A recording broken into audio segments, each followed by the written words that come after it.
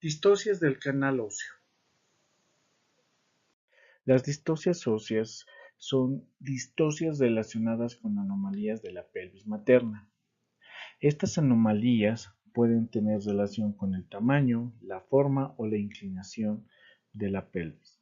Las anomalías pueden producirse en todos los niveles de la pelvis, por ejemplo en el estrecho superior, en el estrecho medio, como también en el estrecho inferior. Cuando estudiamos el parto, tenemos que tomar en cuenta dos aspectos importantes: el volumen del polo cefálico y el canal del parto, que está compuesta por la pelvis, deben entrar en equilibrio y deben tener una relación armónica con el objetivo de una conclusión satisfactoria del parto, sin ningún problema. Cuando esta relación se rompe, a eso denominamos desproporción feto-materna. Cuando se rompe la armonía entre el volumen del polo cefálico con el canal del parto, tenemos tres situaciones importantes. La primera, donde el polo cefálico es de tamaño normal y el canal del parto se manifiesta por una pelvis estrecha. Esto nos origina una desproporción cefalopélvica real, donde existe una angustia pelviana. La segunda situación es un polo cefálico de mayor tamaño, con un canal del parto, una pelvis normal, originando también una desproporción cefalopélvica real, pero con exceso del tamaño cefálico. O sea, la cabeza fetal es más grande, la pelvis es normal. Y luego tenemos el último, donde el tamaño de la cabeza es normal, o el polo cefálico es normal, y la pelvis también es normal. Sin embargo, en este momento existe una actitud atípica, presentando una deflexión del polo cefálico. Esto nos origina una desproporción cefalopélvica accidental o adquirida. Es aquí donde nosotros podemos estudiar la presentación de frente, de cara y de breva. En este capítulo nosotros vamos a hablar sobre las distocias del canal óseo, o sea, la relación que existe entre el tamaño del polo cefálico, que es normal, con una pelvis estrecha. El diagnóstico de pelvis estrecha se refiere a la clasificación anatómica del canal óseo. En este caso tenemos la clasificación morfológica de Caldwell y Malloy, donde podemos ver una pelvis ginecoide, una pelvis androide, una pelvis antropoide y una pelvis platipeloide. Y también existe la clasificación por estrechez pélvica, donde tenemos la pelvis simétrica, las pelvis asimétricas y las pelvis obstruidas u obtectas. La clasificación morfológica de Caldwell y Malloy clasifica a la pelvis en cuatro tipos: ginecoide, androide, antropoide y platipeloide. La pelvis ginecoide se caracteriza por tener el diámetro antero-posterior similar al diámetro transverso. No podemos ver algunas características como la cara anterior del sacro es cóncava, las paredes laterales son más rectas o más paralelas y el ángulo subpubiano es más abierto. Esta pelvis ginecoide es la más armónica, es la que lleva realmente a un parto sin tener ningún tipo de problemas. La pelvis androide, conocida también como pelvis infundibuliforme, son las pelvis características de los hombres, o sea, del sexo masculino.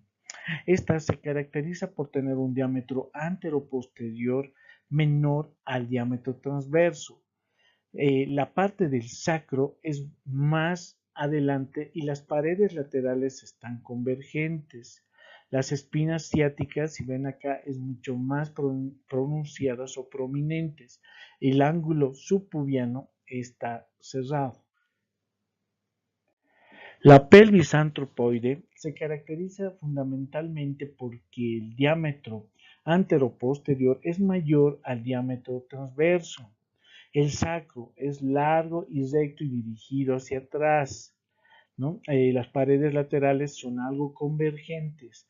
Las espinas ciáticas no van a ser muy pronunciadas en la pelvis antropoide y el ángulo subpúbico es estrecho. La pelvis platipeloide es poco común tanto en hombres como en mujeres. Se caracteriza por tener un diámetro antero-posterior menor al diámetro transverso. El sacro es corto y dirigido hacia atrás. Las paredes laterales son rectas. Las espinas ciáticas son prominentes. El ángulo subpubiano es muy abierto. Esta pelvis generalmente se asocia a distocias del trabajo de parto, por lo que probablemente se requieran intervenciones quirúrgicas como la cesárea. Como ya se había mencionado anteriormente, el diagnóstico de la clasificación por estrechez pélvica también se puede determinar por pelvis simétricas, pelvis asimétricas y pelvis obstruidas u obtectas. Entonces las pelvis simétricas se clasifican en dos, que son reducción de un solo diámetro de la pelvis y reducción de todos los diámetros. Cuando comparamos nosotros o vemos reducción de un solo diámetro, se clasifica de la reducción del diámetro antero-posterior, como ser la pelvis plana anillada, donde se encuentra una reducción del estrecho superior, y la pelvis plana canaliculada, donde la reducción es del estrecho superior, reducción de la excavación y del estrecho inferior. Y en la reducción del diámetro transverso tenemos la pelvis androide con todas sus características que se mencionan anteriormente y la pelvis de Robert, donde existe ausencia de los alerones del sacro. A continuación tenemos la reducción de todos los diámetros con la reducción de todos los diámetros en relación a la pelvis justamino o general. Esta pelvis tiene reducción general o uniformemente. ¿Qué quiere decir? Que es una pelvis que tiene reducidos todos sus diámetros. Entonces se podría decir que es una pelvis ginecoide pero pequeña. Tenemos la pelvis infundibuliforme. Esto con reducción solo del estrecho, en todos los diámetros del estrecho inferior. Pelvis asimétricas, donde podemos clasificarlas en pelvis oblicuo-oval, donde tenemos la pelvis de Naegeli, que es una aplasia o la ausencia de un alerón del sacro, como se puede ver aquí en la imagen. Tenemos también las pelvis pseudo-oblicuo-oval, donde ya hay un defecto congénito, en este caso una luxación congénita de cadera, donde deforma también la pelvis, teniendo una pelvis asimétrica. Y los defectos adquiridos por enfermedades como ser la coxalgia de tuberculosis de cadera, la escoliosis lumbar y las secuelas de parálisis cerebral. Tenemos las pelvis obstruidas u obtectas, que son causas que ocasionan obstrucción de la pelvis. Entre estas tenemos el defecto de pelvis espondilolistésica, que es el deslizamiento de la quinta vértebra lumbar sobre la base del sacro. Otro de los defectos es la cifosis lumbrosacra con proyección anterior de la columna lumbrosacra. El tumor óseo, producido por neoformaciones, las fracturas producen un callo óseo y por enfermedad ósea como la osteomalacia. Acá tenemos la descripción de las características de las pelvis estrechas. Esto también lo pueden encontrar en el libro de la cátedra. El diagnóstico de estrechez también se puede realizar tomando en cuenta el diámetro promonto-retropúbico, también conocido como el diámetro o el conjugado obstétrico o el promonto púbico mínimo, ¿no? Ahora, esto nos sirve para determinar si puede ser viable el paso del producto a través del canal del parto o podemos tener complicaciones. Entonces nos sirve para hacer un pronóstico y decidir una conducta en relación a que si puede ir a un parto vaginal o debe ir a una cesárea. Los grados de estrechez son 4. El primer grado, que va entre 10.5 a 9.5 centímetros, el segundo grado de 9.5 a 8 centímetros, el tercer grado de 8 a 6 centímetros y el cuarto grado 6 centímetros. Entendemos que el primer y el segundo grado puede haber posibilidad de un parto, pero en tercer y cuarto grado es mejor irse a una cesárea. El diagnóstico de grado de desproporción se le va a añadir a la pelvis estrecha el polo cefálico fetal, ya que por acción impulsadora del útero durante el trabajo de parto nos permitirá diagnosticar el grado de desproporción que nos permitirá a su vez plantear una conducta definitiva en relación a que si va a un parto vaginal o a una cesárea. La quinta maniobra de Leopold o la maniobra mesuradora de Pinard, conocido también con ese nombre, consiste en colocar ambas palmas de las manos sobre la región pubo-abdominal materna. Apreciamos que existe una relación anterosuperior del pubis y el parietal anterior. Esta maniobra debe ser armónica y cuando no existe armonía, existe un desnivel a favor del parietal anterior y cuando hay armonía se presenta un desnivel a favor del pubis. Esta maniobra mesuradora de Pinard debe valorarse durante el trabajo de parto y tenemos los siguientes grados: normal, leve y moderada, cuando el parietal fetal se encuentra a la misma altura del pubis o por debajo del pubis. Y es absoluta, grosera o grave cuando el parietal resalta sobre el pubis. Estos bebés no van a un parto vaginal, sino deben ir a un parto por cesárea.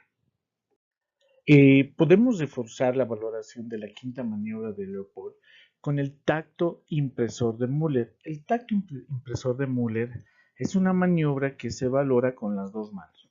Una realiza un tacto vaginal y la otra realiza una compresión en la región abdominal por encima del pubis a nivel del polo cefálico. Al realizar la compresión y al identificar con la mano que se está realizando el tacto la sutura sagital, tenemos que valorar si esta sutura sagital se desplaza hacia adelante o hacia el pubis. Esto nos indica que hay poca probabilidad de parto vaginal. Si la sutura sagital se mantiene o se desplaza hacia atrás, esto se interpreta como una gran posibilidad de un parto vaginal. Estas dos maniobras se complementan, y permite apreciar el encaje del polo cefálico durante las contracciones y con dilatación avanzada. Y aquí podemos ver los mecanismos de parto en diferentes tipos de pelvis, ¿no? Con la posibilidad de poder permitir el paso de un feto de tamaño normal. Estas características de pelvis planas, pelvis transversalmente estrechas, pelvis generalmente y uniformemente estrechadas, pelvis infundibuliforme y las pelvis oblicuas, que también están descritas en el libro. La influencia de estrechez sobre el embarazo. ¿Qué es lo que generalmente influye? Bueno, las distocias de presentación, como podemos ver la presentación o la situación transversa y la presentación podálica, que a la larga nos pueden presentar un parto dificultoso, con muchas complicaciones materno-fetales, un parto prolongado, incluso hasta un parto imposible, donde se ven las peores complicaciones maternas y fetales. Obviamente esto nos va a llevar a tener bebés que tengan sufrimiento fetal agudo o muerte fetal, la rotura del útero, donde se puede ver abierta, y lo que menos queremos, la muerte materna. Los fenómenos plásticos son moldeamientos de la cabeza fetal que se producen cuando existe una compresión exagerada de la cabeza fetal con el estrecho superior o el canal del parto, ¿no? Que puede suceder cuando tenemos una pelvis estrecha. En este caso podemos entender como cefalohematoma aquel hematoma que se encuentra por debajo del periósteo. Estos hematomas se caracterizan porque no superan las articulaciones. En cambio, el caput succedaneum sí supera las articulaciones, como se puede ver acá. De los dos, el peor es el cefalohematoma. También podemos ver alteraciones traumáticas como el hundimiento de la bóveda craneal, que se presenta cuando la compresión es mayor a nivel del promontorio como de las espinas ciáticas. Dentro de las perturbaciones de la vitalidad fetal, podemos entender que cuando tenemos una pelvis que es estrecha o límite en todo caso, y se produce un RPM, la compresión prolongada de la cabeza contra los órganos vecinos que se encuentran a nivel del canal del parto pueden provocar dos situaciones. La asfixia intrauterina del feto, esta asfixia puede llegar a producir una acidosis y obviamente un riesgo de pérdida de bienestar fetal o lo que se conoce como sufrimiento fetal y llegamos a tener una cesárea de emergencia.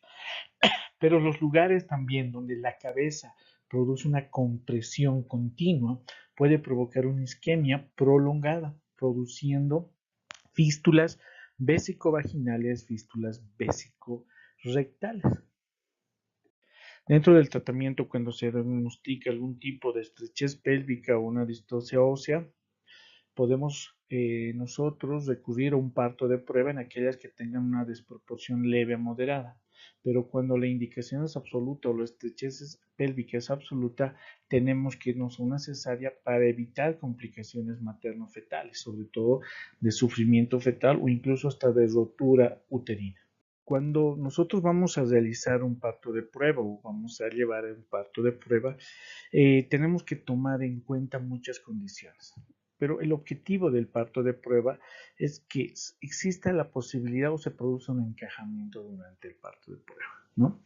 Pero estas condiciones que tenemos que tomar en cuenta son la desproporción leve a moderada, que el feto esté en una presentación cefálica y que esté de vértice, que los estudios ecográficos nos digan que el feto se encuentra en buenas condiciones y las bolsas íntegras.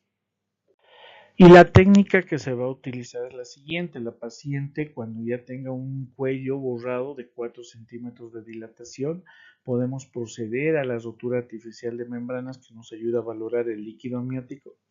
El control de la dinámica uterina y vitalidad fetal es fundamental. Recordemos que puede exacerbarse la actividad uterina, podemos tener alteraciones de la frecuencia cardíaca fetal, o sea, habría que monitorizar al bebé. El control del borramiento y la dilatación es importantísimo. Determinar el encajamiento de la presentación y tener en cuenta el control del mecanismo de parto, cómo se está yendo.